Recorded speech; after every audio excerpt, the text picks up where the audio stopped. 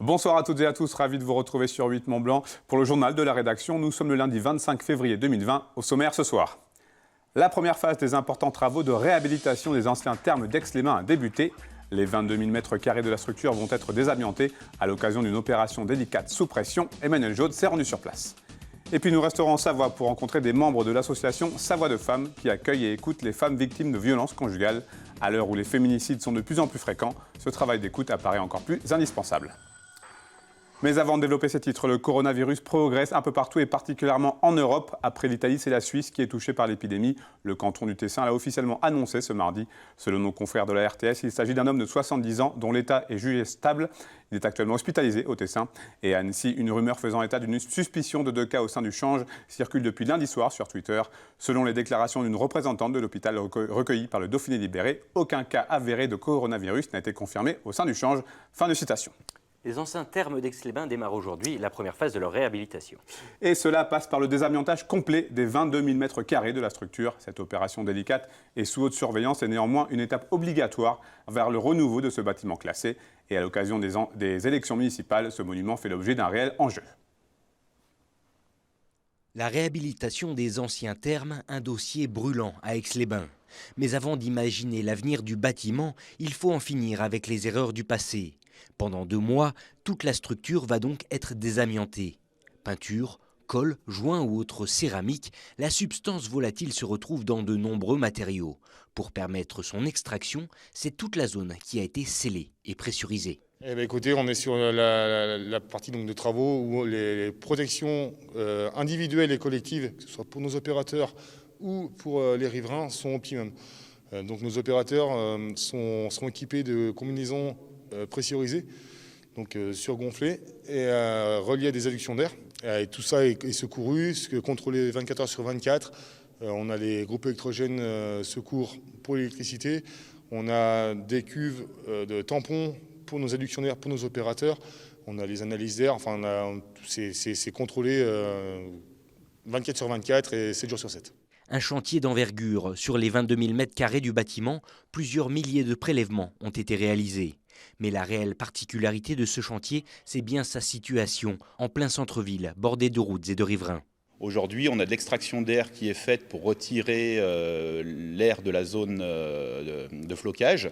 Et aujourd'hui, nous, on travaille avec un cabinet d'études spécialisé qui s'appelle Sonorc sur les bruits engendrés par ces extracteurs d'air. Et aujourd'hui, on travaille avec des métamatériaux et d'autres procédés pour réduire le plus possible ces bruits de ronronnement qui ont lieu 24 heures sur 24 et 7 jours sur 7 pour amener le moins de nuisances possible aux riverains. Un chantier qui devrait se terminer au moment où la nouvelle mandature sera en place, laissant libre cours au projet de la future municipalité. Le BTP recrute en Haute-Savoie.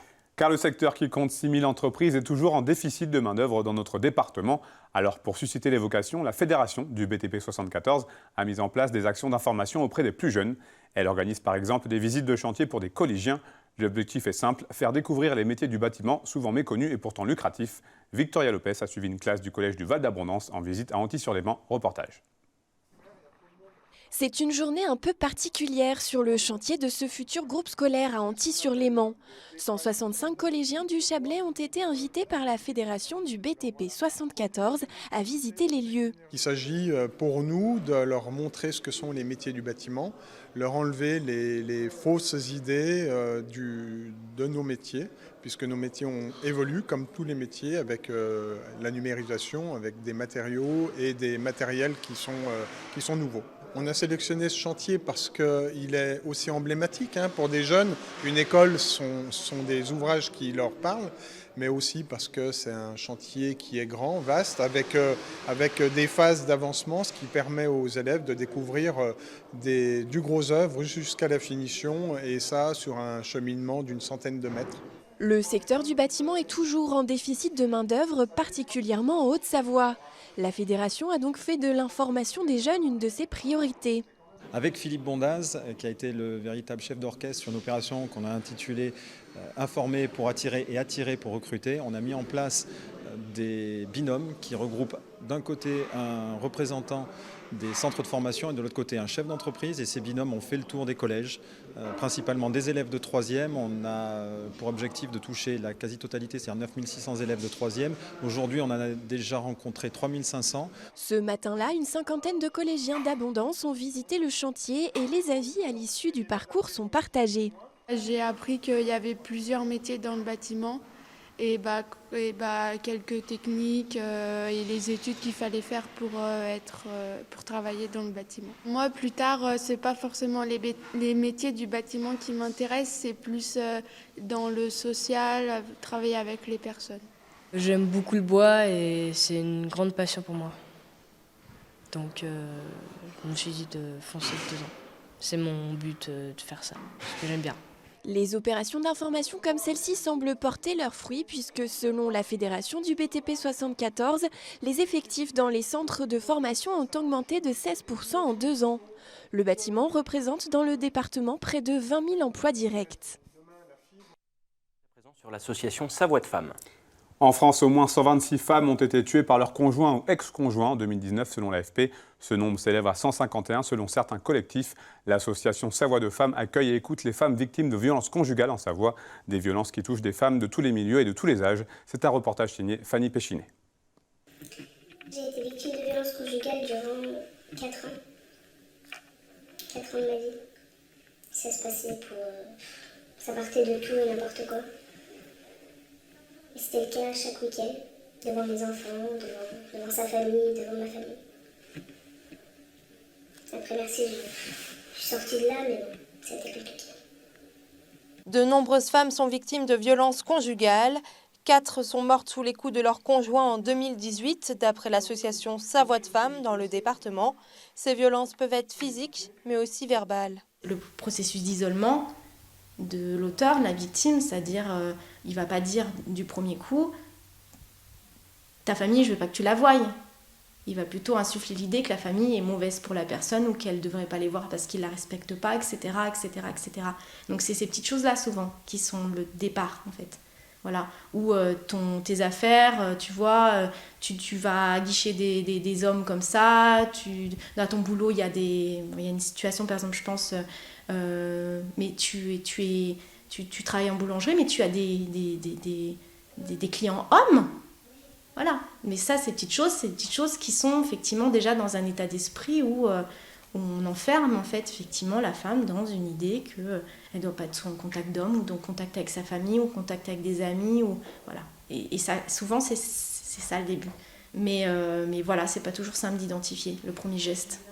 C'est pour ça qu'on dit, à la première claque, souvent on dit, elle aurait dû partir, mais en fait, il y a déjà plein de choses avant, souvent. Et puis parce que c'est pas si simple. Des violences qui ont aussi des répercussions sur leur vie de famille. La majorité des femmes que nous recevons, elles ont des enfants en âge que l'on s'occupe d'eux. C'est-à-dire que ça veut dire que il y a aussi, c'est important aussi de prendre en compte les conséquences sur les enfants, puisqu'on sait qu'ils soient exposés directement ou non aux violences, il y a des conséquences sur eux, sur leur développement. Pour cela, Sa Voix de Femme a mis en place des entretiens sur la question de la parentalité. D'après l'association, 534 femmes les ont contactées en 2019.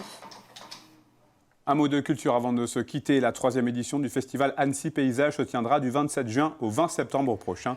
Le grand public pourra ainsi découvrir une trentaine d'installations artistiques et végétales dans des lieux emblématiques d'Annecy. Bonlieu Scène Nationale vient d'annoncer une première liste non exhaustive d'artistes retenus pour la programmation 2020.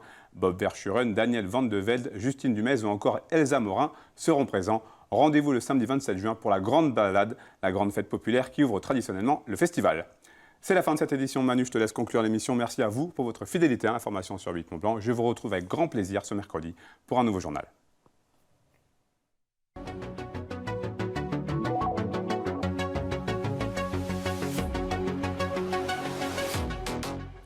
Nous Nous voilà déjà à la fin de cette émission. Merci à toutes et à tous de votre attention. Et ce soir sur notre antenne, vous pourrez retrouver dès 19h le débat des municipales d'Annemasse enregistré cet après-midi en collaboration avec nos confrères du Dauphiné Libéré. Et demain, vous retrouverez Victoria Lopez pour un accès direct spécial enregistré quant à lui depuis le Salon international de l'agriculture de Paris. Quant à moi, je vous souhaite une très belle soirée et à bientôt sur notre antenne.